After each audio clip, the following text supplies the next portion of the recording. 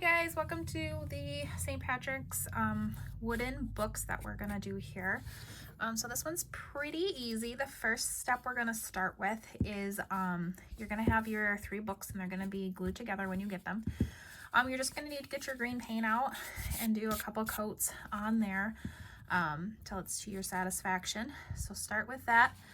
Once it's completely 100% dry and ready to move on to the next step, you're gonna grab your little words. So I've got these in a couple different steps here just to show you. So this is what it's going to look like when it's done.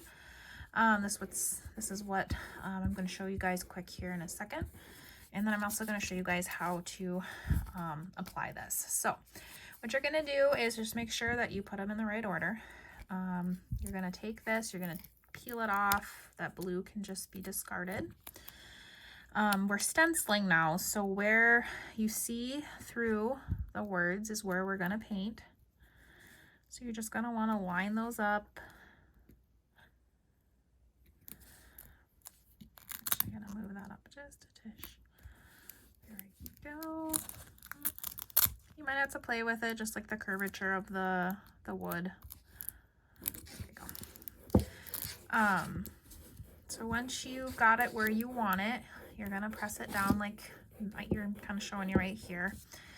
Then what you're going to do is you're actually going to remove this clear transfer tape that's on the front. That's going to get peeled off. Now this white part is what's going to stay because that's going to be your stencil, okay?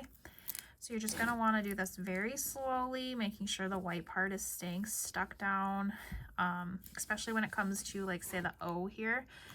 Because the O is not connected to anything, it's going to want to come with, and you're just going to have to go very careful. As you can see, I'm just slowly moving across, pushing it down as I go. All right, so then once you're done with this, you can just discard that. That's going to be trash now.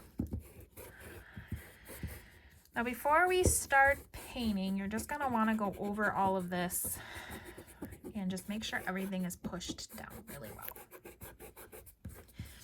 Okay, so the very first coat we're going to do with the stencil, when you stencil, you always start with your base coat, just because it seals the edges and it helps with the what am I trying to say?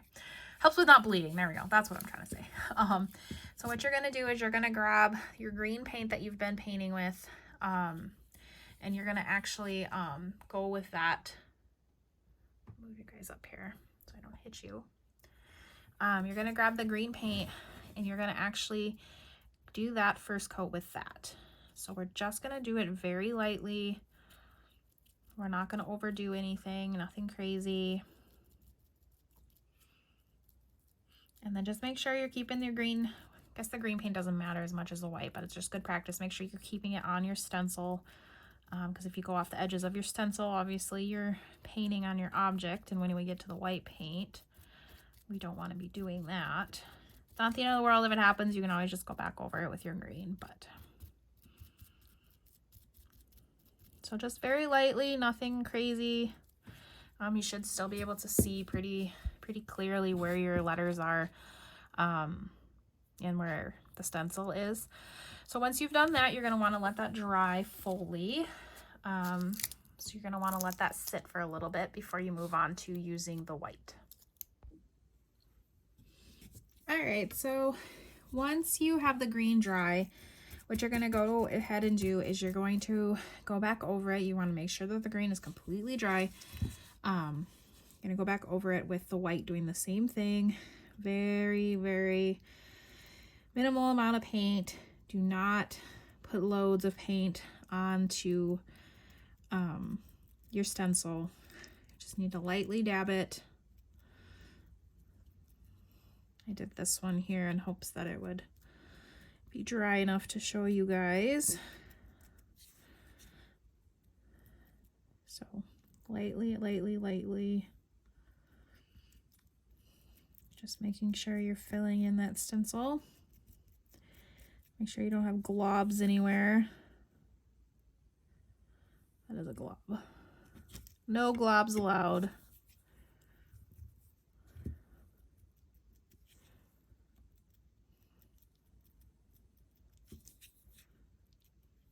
right, so you can kind of see I got some white there. Not the end of the world. Just grab your green paint wherever you may accidentally. You can always touch it up. All right, so what you're going to do is you're going to go ahead and let those dry. And then once you're done, you're just going to go ahead and peel that stencil off. But you want to make sure that this white is 100% dry before you peel it off. White can be finicky sometimes, so you're going to want to just make sure that completely dry, all your layers, and then once that's done, you'll go ahead and peel those stencils off. All right, so once all of your letters are dry, everything's good to go, you've taken all your vinyl off, the next step, what we're going to do is you've got some sandpaper in your workshop, and this is completely up to you if you want to do this. So what we're going to be doing is we're just going to be distressing this a little bit. And like I said, this is completely optional. You do not need to do this if you don't want to. But I just like the distressed look a little bit, especially along the edges. I'm going to avoid my words because I want my words to be nice and clear, but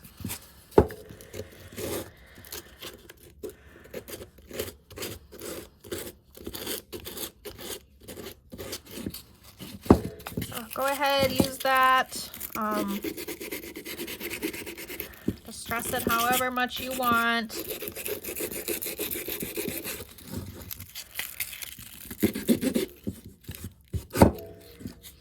All right. So then once you're done with that, you're just going to grab your ribbon. And then all these steps are completely optional. If you want to do something different than the ribbon, you can. But I am just going to go ahead and use my ribbon here and tie a cute little bow. Nothing too crazy. If you watched any of my other videos, you know I am not a self-proclaimed bow expert.